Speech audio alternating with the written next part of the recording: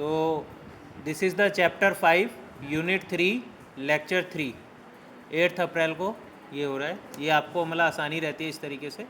एक और लेक्चर होगा लेक्चर नंबर 4, वो that is the last lecture, उसके बाद आपका सिलेबस भी ख़त्म।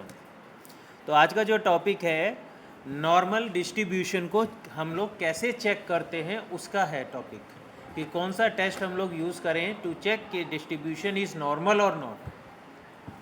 तो अब टॉपिक इसमें तो पहला आपके पास टेस्ट है that is Shapiro Wilk test for normality.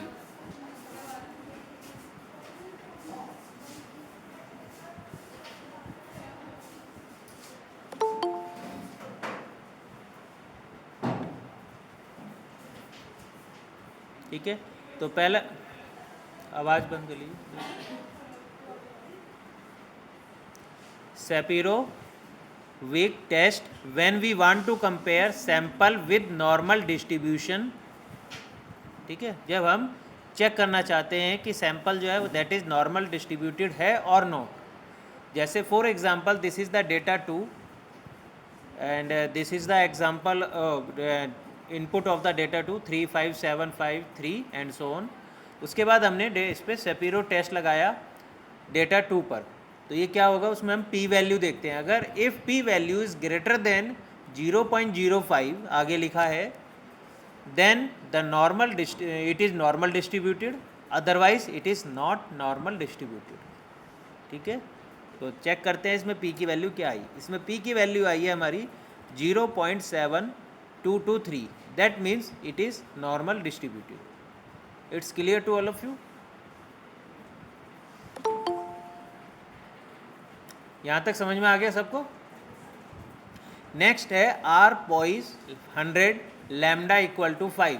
याद करो ये मैंने क्या बताया था, ये पॉइजन डिस्ट्रीब्यूशन का इनबिल्ट फंक्शन है। इस लाइन में क्या हो रहा है, 100 रैंडम पॉइंट्स जनरेट हो रहे हैं जिसकी value lambda value equal to 5 होगी। लैम्डा मतलब मीन वैल्यू इक्वल टू 5 होगी और पॉइजन डिस्ट्रीब्यूशन को ये सेटिस्फाई करेगा।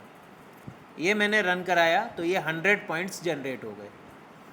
इसके बाद मैं फिर से ये टेस्ट लगा रहा हूँ इस पॉइजन डिस्ट्रीब्यूशन पर। Since it is Poisson distribution तो it should not be normal distributed. तो देखिए इसमें क्या आता है, ये आप देखो पी की वैल्यू आ गई आपकी 0.00022218। What it means, it means it is not normally distributed, क्योंकि ये पॉइजन डिस्ट्रीब्यूशन से आपने डेटा निकाला था तो ये नॉर्मली डिस्ट्रीब्यूटेड नहीं आना था, तो ये नॉर्मली डिस्ट्रीब्यूटेड नहीं है।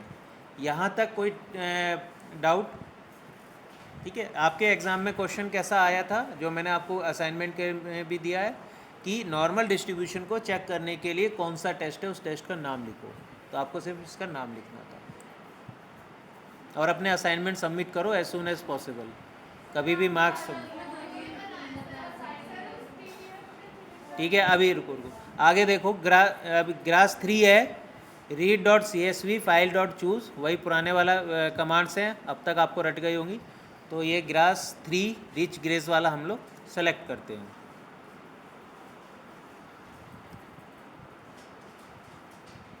ये मैंने सेलेक्ट कर लिया। अब देखो ग्रास 3 में कैसा डेटा आया है। ग्रास 3 में डेटा आया है ये वाला, रिच न्यूमेरिक वैल्यू है, न्यूमेरिक वेक्टर है। ग्रेज में माऊ और अनमाऊ है, पोआ में आपका न्यूमेरिक वेक्टर है। तो हम यही टेस्ट लगा रहे हैं, सेपिरो टेस्ट। किस पर? रिच वाले कॉलम पे। ग्रास का रिच वाला कॉलम डॉलर साइन के साथ हमने यहाँ पर लिया। ठीक है, तो इस पे अगर हम लगा रहे हैं तो क्या हो रहा है, देखो पी वैल्यू निकल के आ गई 0.4396 विद। अब आप क्या चाहते हो, आप चाहते हो कि जो ग्रेज वाला कॉलम है, अभी तो फर्स्ट कॉलम उसने पूरा कंसिडर किया है, अब ये फर्स्ट कॉलम में सिर्फ वे आधा कॉलम कंसीडर करे जिनके सामने माऊ लिखा है, अनमाऊ वाला वो कंसीडर ना करे। तो वहाँ पर हम क्या यूज़ करेंगे, विद कमांड का यूज़ करेंगे। ध्यान देना, विद कमांड का कहाँ यूज़ कर रहे हैं, जहाँ पर हम एक कॉलम को आधा ब्रेक करना चाह रहे हैं। तो with grass 3 Shapiro test rich graze equal to mow, दो इक्वल टू आएंगे यहाँ पर, एक सिंगल इक्वल टू नहीं। सिंगल इक्वल टू का मतलब होता है असाइनिंग, आप ये वैल्यू इसमें असाइन कर रहे हैं। इक्वल टू मतलब ये तभी ट्रू है, कंपैरिजन ये इसके इक्वल होगा तभी हम आगे बढ़ेंगे, नहीं तो नहीं। डबल इक्वल टू का मतलब होता है कंपैरिजन। तो ये मैंने रन कराया, तो ये देखो यहाँ पर पी वैल्यू सिर्फ उनकी निकल गई half column of first, half of the first column 0.5633। यहाँ तक किसी को कोई डाउट इस टेस्ट में?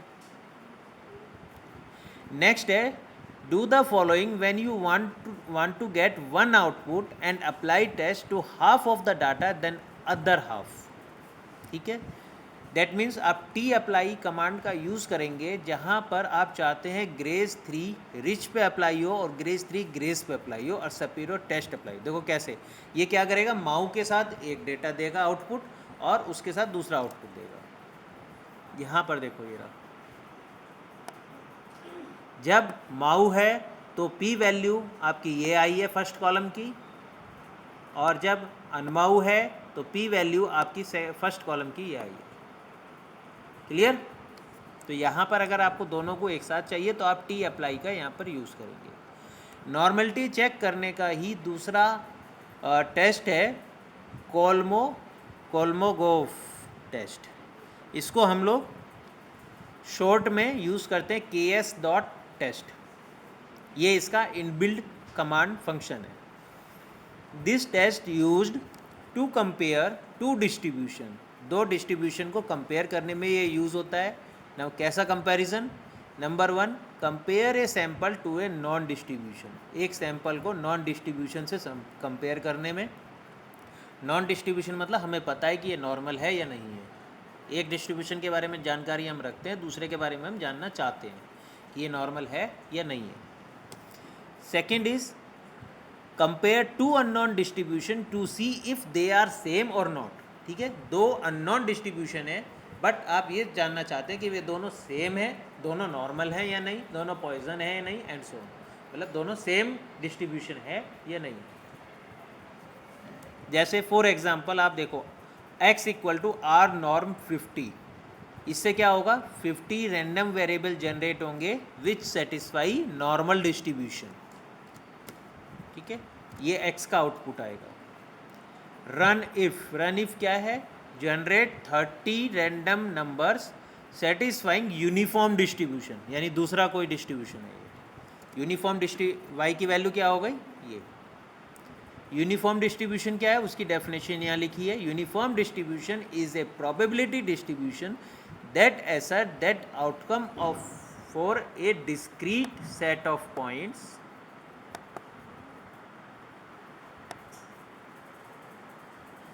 set of data have the same probability। खैर एनीवे, तो यहाँ पर हमारे पास KS टेस्ट लगाएंगे। P वैल्यू लेस देन 0.05 है तो नॉट सेम, ग्रेटर देन 0.05 है तो सेम। अब यहाँ पर x और y सेम डिस्ट्रीब्यूशन है या डिफरेंट?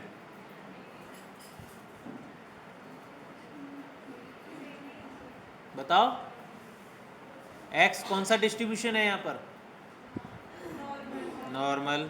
y कौन सा डिस्ट्रीब्यूशन है यहाँ पर, यूनिफॉर्म, तो डिफरेंट है। तो दैट मीन्स वैल्यू क्या आनी चाहिए, p वैल्यू लेस देन 0.05। तो देखते हैं क्या वैल्यू आती है। कहाँ है, ये रही, ये आ गई आपकी लेस देन 0.05। समझ में आ गया सबको? ये e टू द पावर -5 लिखा है, यानी कि आपका 10 टू द पावर -5 हो गया, तो ये इससे कम हो गई। तो this distribution are not same. Next same वाला लेने की कोशिश की है, x random variable which satisfy normal distribution, this is the output of x, this is y, this is output of y। x और y दोनों सेम डिस्ट्रीब्यूशन है, तो चेक करते हैं ये क्या बताता है। देखो यहाँ पर ये वैल्यू p वैल्यू आ गई 0.3959। तो अब बताओ इन दिस केस x और y सेम डिस्ट्रीब्यूशन है या नहीं है? जहाँ पर मेरा कर्सर है ये x कौन सा डिस्ट्रीब्यूशन सेटिस्फाई कर रहा है, नॉर्मल। y नॉर्मल, तो KS टेस्ट मैं लगा रहा हूँ तो p वैल्यू क्या आनी चाहिए, ग्रेटर देन 0.05। तो आंसर में देखो p वैल्यू ग्रेटर देन 0.05 आई या नहीं आई, आई है ना। तो यानी कि अगर के पी वैल्यू 0.05 से ज़्यादा आती है तो सेम डिस्ट्रीब्यूशन है। क्लियर है सबको? नेक्स्ट टॉपिक है आपका quantile quantile plot.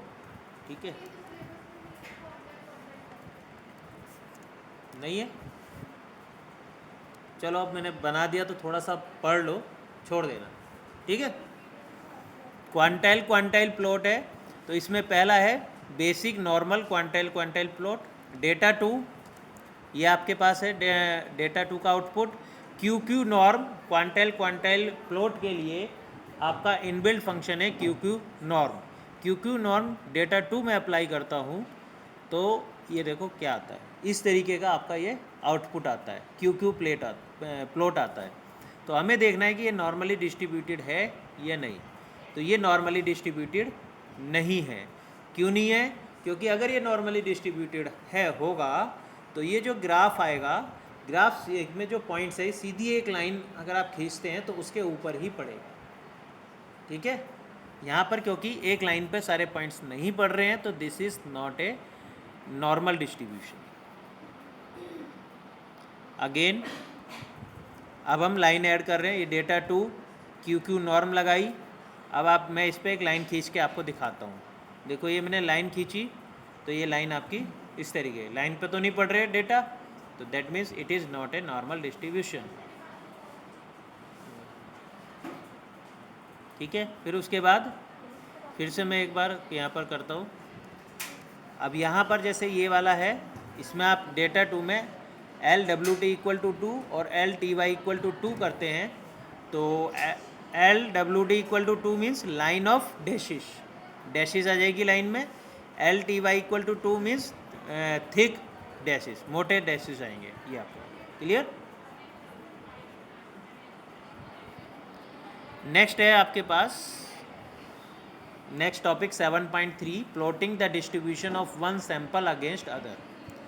Q Q plot खरीदना चाहते हो, क्यू क्यू प्लॉट जो है वो आप ड्रॉ करना चाहते हैं जबकि दो डिस्ट्रीब्यूशन आपको दिए गए हैं। तो ये देखो आपका कैसे प्लॉट होगा, ये इस तरीके से प्लॉट होगा और ये आपका डेटा वन और डेटा टू का होगा। नेक्स्ट आपका डेटा टू के साथ, डेटा टू आप ऑलरेडी जानते हैं, ये यहाँ पर है लाइन नंबर 39 में। इसको ड्रॉ करना चाहते हैं आर नॉर्म के साथ। तो हमने रन किया तो ये इस तरीके से प्लॉट खींचेगा। ठीक है, तो क्यू इसका आउटपुट चाहते हैं तो हमारे पास ये आउटपुट आएगा। एक्स की ये वैल्यू है और वाई की ये वैल्यू से लाइन खींचना चाहते हैं तो ये आपकी लाइन यहाँ पर इस तरीके से खींच जाएगी। ठीक है, एक वो देखते हैं उस तरीके से जैसे हमने, अगर सिर्फ इतना करें तो क्या होगा।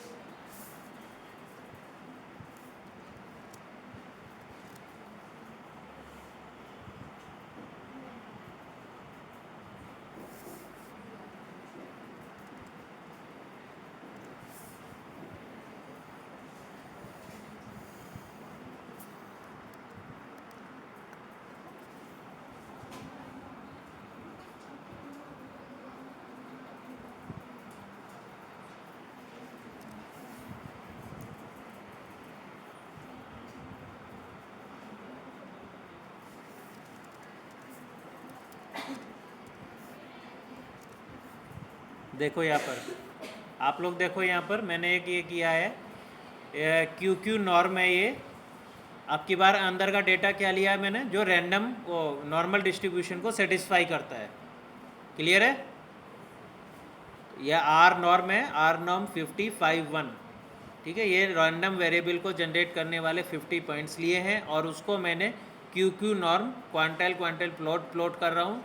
तो देखो किस तरीके से ये लाइन आती है ना, लाइन पर एक बिल्कुल स्ट्रेट लाइन पर। तो this is normal distributed. Clear? कोई डाउट किसी को यहाँ पर?